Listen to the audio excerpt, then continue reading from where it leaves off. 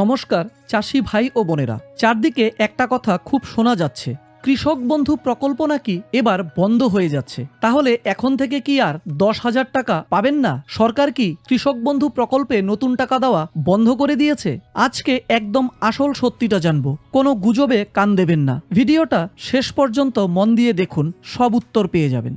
কিন্তু এখন প্রশ্ন হলো, এই কৃষক বন্ধু নিয়েই এত জল্পনা কেন শুরু হয়েছে? আসলে কয়েকদিন আগেই রাজ্য বাজেট পেশ হয়েছে। সেই বাজেটে কৃষকদের নিয়ে বেশ কিছু বড় ঘোষণাও করা হয়েছে। বিশেষ করে কেন্দ্রীয় প্রকল্প পিএম কিষাণ যোজনায় এবার বেশ জোর দেওয়া হচ্ছে। কিন্তু আগের সরকারের যে কৃষক বন্ধু প্রকল্প, সেই প্রকল্পে কোনো নতুন বরাদ্দ দেওয়া হয়নি, বা সেই প্রকল্পের কি হবে তা নিয়ে কোনো কথা বাজেটে বলা হয়নি। আর এই নিয়েই শুরু হয়েছে নতুন করে জল্পনা যে হয়তো এই প্রকল্পটি বন্ধ হয়ে যেতে পারে। এবার দেখেনি বাজেটে মূলত কি ঘোষণা করা হয়েছে। এবারের বাজেটে মূলত দুটি বিষয় সামনে এসেছে, যেগুলি কৃষকদের জন্য খুব গুরুত্বপূর্ণ।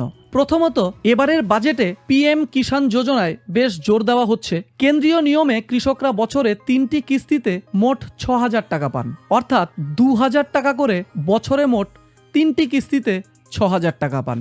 এই টাকা পান পিএম কিষাণ প্রকল্প থেকে। রাজ্য সরকার ঘোষণা করেছে এবার থেকে এর সঙ্গে অতিরিক্ত ভাতা বাবদ আরও 3,000 টাকা যোগ করা হবে, অর্থাৎ কৃষকরা এখন থেকে মোট 9,000 টাকা পাবেন পিএম কিষাণ প্রকল্পের মাধ্যমে। এখন মজার ব্যাপার হলো, পিএম কিষাণ প্রকল্পে অতিরিক্ত 3,000 টাকার কথা ঘোষণা করলেও কৃষক বন্ধু প্রকল্প নিয়ে কিন্তু কোনো বার্তা এবারের বাজেটে দেওয়া হয়নি। আর এখান থেকেই সমস্ত জল্পনার শুরু হয়েছে।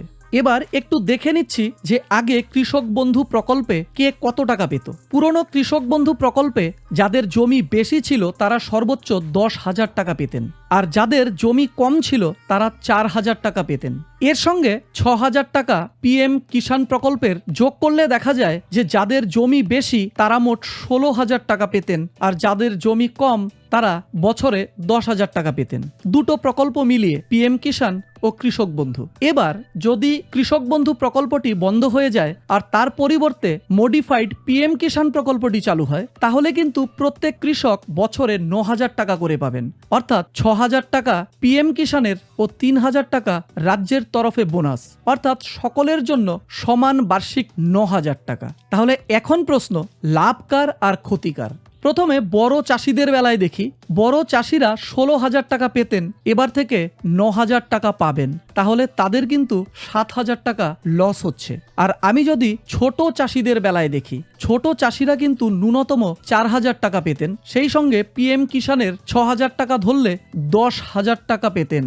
এবার তারাও পাবেন 9,000 টাকা, অর্থাৎ তাদেরও কিন্তু 1,000 টাকা কমতে পারে। অর্থাৎ বড় চাষি হোক বা ছোট প্রান্তিক চাষি হোক, প্রত্যেকের কিন্তু লস হবে যদি কৃষক বন্ধু প্রকল্পটি বন্ধ হয়ে যায়। কিন্তু এত কথা বলার পরে এখন মূল প্রশ্নে আসা যাক, প্রকল্প কি সত্যি সত্যি বন্ধ হয়ে গেছে? সরকার কিন্তু এখনো কৃষক বন্ধু প্রকল্প বন্ধ করার কোনো অফিসিয়াল নোটিফিকেশন বা চূড়ান্ত ঘোষণা করেনি। বাজেট পেশ হয়েছে এবং বাজেটে কৃষক বন্ধু নিয়ে কোনো কথা বলা হয়নি, তার মানে এই নয় যে প্রকল্পটি পুরোপুরি বাতিল হয়ে গেছে।